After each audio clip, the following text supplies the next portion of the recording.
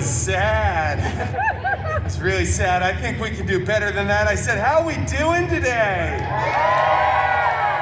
There you go. It's this woman's birthday right up front. You need to be exciting.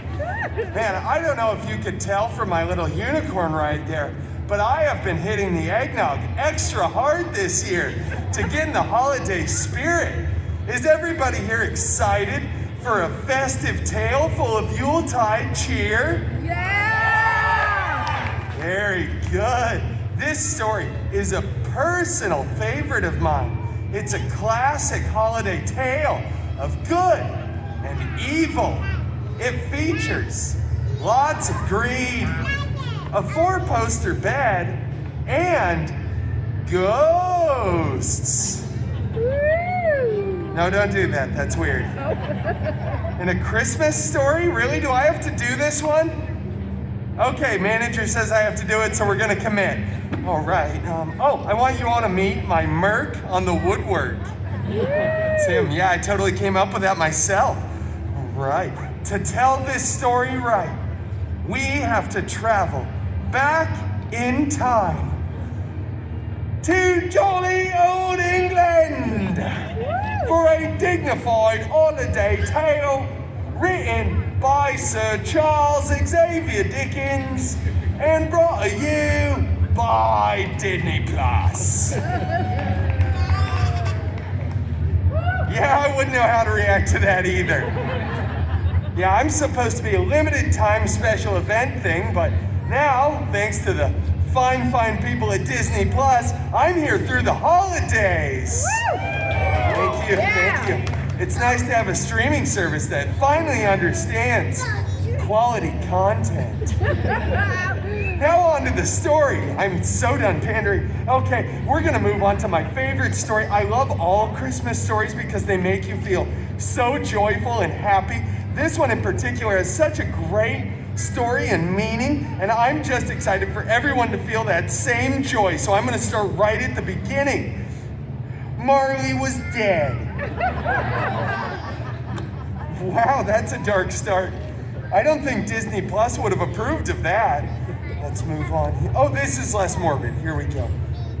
The meanest man in all of London town was a vile, ugly, hairy, smelly, prickly, miserly old brute by the name of Loganezer Scrooge. Old Loganezer was a real curmudgeon who hated the holidays, and he would always walk around saying, "Bah humbug, bub." He had a wonderful employee who was witty and charming and attractive and, yes, a bit of an acquired taste. His name was Wade Cratchit Poole. Poor Wade just wanted to take a single day off and enjoy time with his family.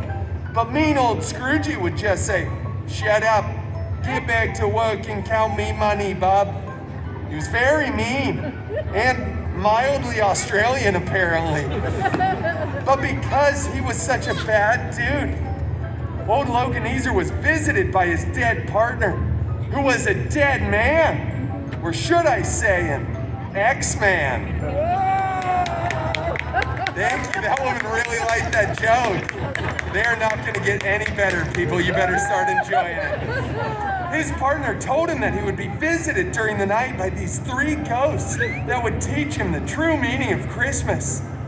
Old Loganezer slept uneasy that night, like when you have one too many chimichangas before going to bed. As he laid his head down, there was a bright flash outside of his window.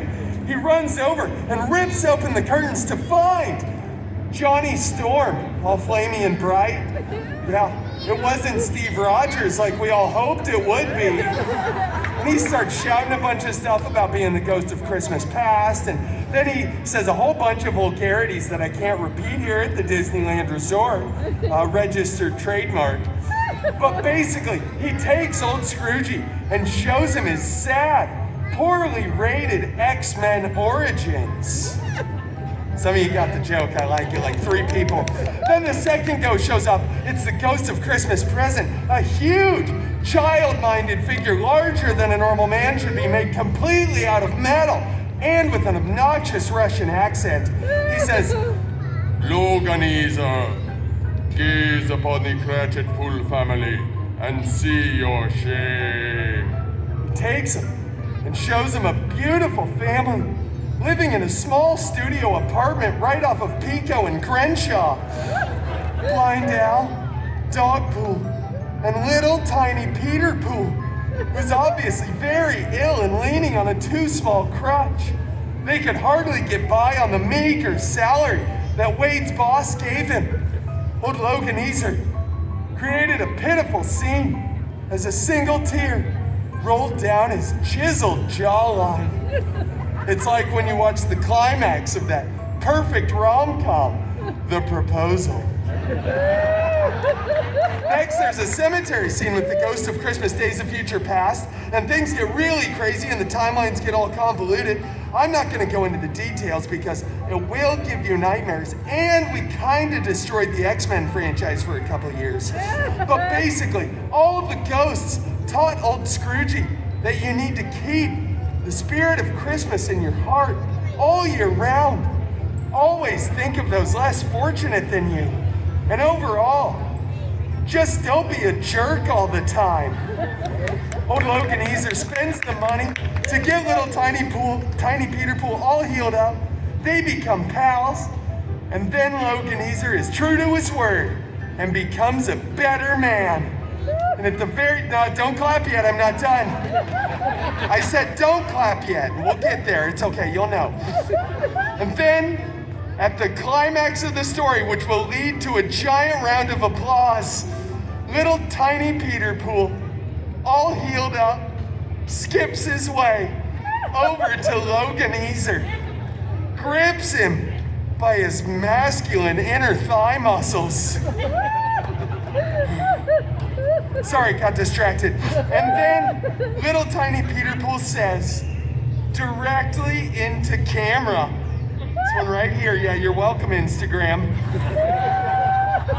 And little tiny Peter Pool says, God of thunder bless us, everyone. And they all live happily ever after. Here it is, what perfect timing for that round of applause. And they are especially happy because this story has been redone and merchandised so many times over the years. It's what we in the biz refer to as easy money. Yeah, you want to know the true meaning of Christmas, everybody? Positive profit margins. Thank you all so much for joining me here for this story. I hope you enjoyed it. I'm gonna head backstage now for my state-mandated 15. I'm making fruitcakes. Happy holidays, everybody. Oh, and happy holidays, Disney Plus. Yay. Totally not pandering at all, Disney Plus. You know, during my 15-minute break, I'm gonna watch Frozen 1 on Disney Plus. You are all sheep. I could get you to do anything.